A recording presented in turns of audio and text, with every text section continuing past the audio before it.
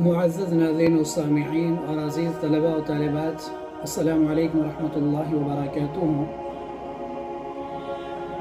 آج میں آپ کے سامنے قرآن اور ہماری ذمہ داری اس کے حوالے سے کچھ بات کروں گا۔ اللہ تعالیٰ مجھے کہنے سے زیادہ عمل کرنے کے توفیق عطا فرمائے۔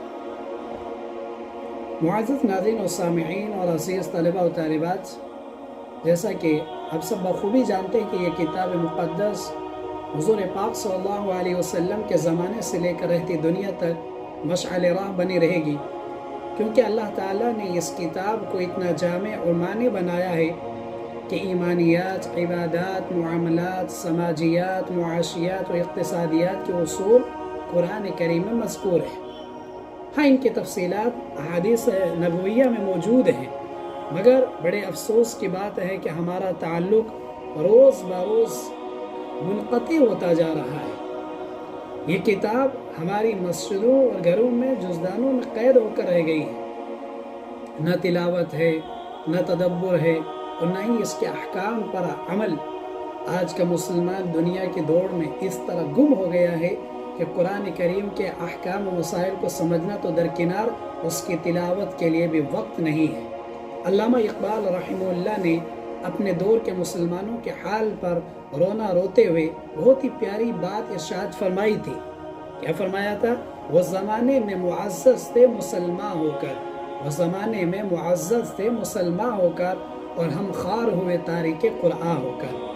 آج ہم اپنے بچوں کی دنیاوی تعلیم کے بارے میں سوچتے ہیں، انہیں عصری علوم کی تعلیم دینے پر اپنی تمام تر محنت و توجہ صرف کرتے ہیں، اور ہماری نظر صرف اور صرف اس عارضی دنیا اور اس کے آرام و آسائش پر ہوتی ہے، اور اس ابدی و لافانی دنیا کے لیے کوئی سرگرمی، کوئی سعی و کوشش، جدوجہد نہیں کرتے الا ماشاء اللہ۔ لہٰذا ہمیں چاہیے کہ ہم اپنا اور اپنے بچوں کا تعلق و شغف قرآن و حدیث سے جوڑیں، اس کی تلاوت کا اہتمام کریں، علماء کی سرپرستی میں قرآن و حدیث کے احکام سمجھ کر ان پر عمل کریں، اور اس بات کی کوشش و فکر کریں کہ ہمارے ساتھ ہمارے بچے، ہمارے گھر والے، پڑوسی، دوست و احباب و متعلقین بھی حضور اکرم صلی اللہ علیہ وسلم کے لائے ہوئے طریقے پر زندگی گزارنے والے بن جائیں۔ لیکن آج آپ دیکھیں کہ عصری تعلیم کو اس قدر فوقیت و اہمیت دی جا رہی ہے کہ لڑکوں اور لڑکیوں کو قرآن کریم نازل کی بھی تعلیم نہیں دی جا رہی ہے، کیونکہ ان کو اسکول جانا ہے، ہوم ورک کرنا ہے، پروجیکٹ تیار کرنا ہے، امتحانات کی تیاری کرنی ہے، وغیرہ وغیرہ، یعنی دنیاوی زندگی